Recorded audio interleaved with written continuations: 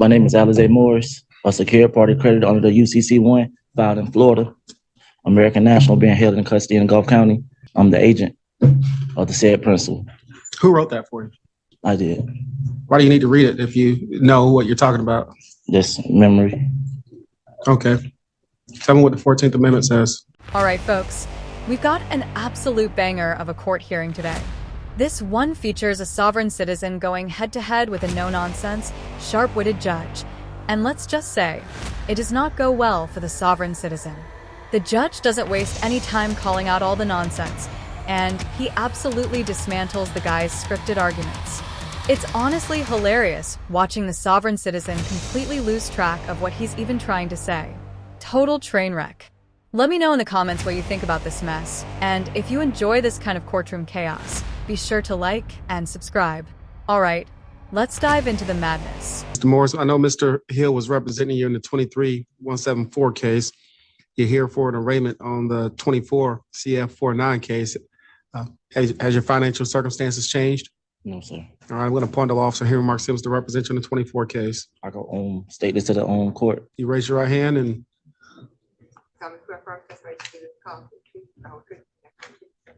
yes. now that Mr. Hill is representing you, you probably want to talk to Mr. Hill before you say anything. We're recording this proceeding, so anything you say may be used against you. But I'm listening to whatever you want me to consider. Yes, I'm not real sure what Mr. Morris is trying to claim in that writing right there. Said he's not a citizen and something about a secured. My name is Alize Morris, a secured party creditor under the UCC-1 filed in Florida. American National being held in custody in Gulf County, which is not a 14th Amendment citizen of the United States, not a record. So documentation, which is official records. To state it, I'm the agent of the said principal. Who wrote that for you? I did. Why do you need to read it if you know what you're talking about? Just memory. Okay. Tell me what the 14th Amendment says. That you are considered a slave under the 14th Amendment. That who's considered a slave? I'm not a slave. No, the incarcerated person. If you commit a crime. Okay. Doesn't say if you commit a crime. I've got to say, I love this judge. The way he goes straight at this sovereign citizen is pure gold. He's not having any of that "I don't recognize your authority" nonsense. It turns into a full-blown courtroom roast session, and I am so here for it. Quick legal reality check. The 14th Amendment, basically the "you have to follow the rules" amendment, says if you're born or naturalized in the US, you're a citizen and you get equal protection under the law. So when these sovereign citizens roll in saying they don't have to obey traffic laws because they're traveling and not driving, yet no, that doesn't fly. The judge knows it. We know it. And honestly, deep down, I think even they know it. Let me know what you guys think. Do they actually believe their own arguments? Because there's no way. This guy is literally reading from a script. Like, you can see it. And now it seems like these sovereign citizens are everywhere, like they all graduated from the same shady YouTube university with a major in bad legal advice. I don't consent. I'm a free inhabitant. The laws don't apply to me because reasons. We've heard it all. Meanwhile, the rest of us are just out here paying our speeding tickets like responsible adults. Imagine thinking you can outsmart the entire legal system with a script you printed off Reddit. It's delusional, but hey, it makes for amazing entertainment. And when they run into a no-nonsense judge like this one, chef's kiss. All right, let's dive back in. Or yeah. That's not what it reads.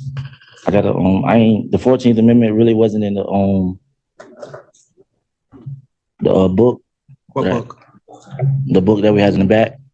What book do you have in the back? It's a law book. What law book is it? Florida statute book. Yes. So the 14th Amendment isn't in the Florida statutes? That's because it's an amendment to the U.S. Constitution. Mm-hmm. So you don't know what the 14th Amendment reads? The 14th Amendment reads not off on the top. Not off. Okay. That's why I've written. What else do you want me to consider?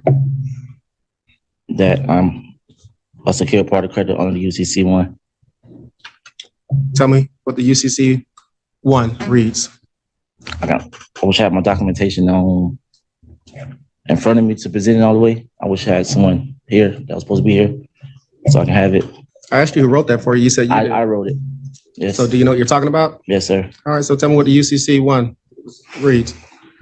It's the uniform commercial code filed with the Secretary of State or within the entities under the contract with the Secretary of the State to maintain uniform commercial code records and database of judgment liens maintained by the Secretary of State. So tell me what UCC 1 reads. It's a statement and it's a financial. You don't know what the UCC 1 reads, do you? Not on top. You're not prepared this morning with your sovereign citizen argument? You needed some additional time to prepare? Yes, sir. I'll give you some additional time to prepare your sovereign citizen argument. When do you want to come back? I would ask that he's got 2 cases. I know one we've got already got the discovery on that I need to go meet with him at the jail and go over. Being at the jail, I mean, I can find time between now and May 9th to go to the jail and take care of that. All right, Mr. Morrison, you come back. Usually when sovereign citizens come in the courtroom, at least they can recite from memory a lot of the stuff they travel under. So next time you want to come with your sovereign citizen argument, be prepared, okay? I'll listen to you, but be prepared. Yes. But you're not doing justice to your fellow traveling nationals who consider themselves sovereign citizens if you're not prepared to even articulate what the argument is, all right? Yes, sir. All right, we'll see you May 9th at 1:30. Today. Be prepared next time, all right? Yes, sir. It should have a constitution in the back so you can read the 14th Amendment and be able to tell me what it reads. And what it says right here. What is state? we're going to May 9th at 1:30. Machine into a contract. That's not a contract. That's giving you notice that you're going to come back. You're fine. I'm not going to query you about what a contract is, but we'll talk about whatever you want me to consider next time. Take care. Honestly, more judges need to take notes from this guy.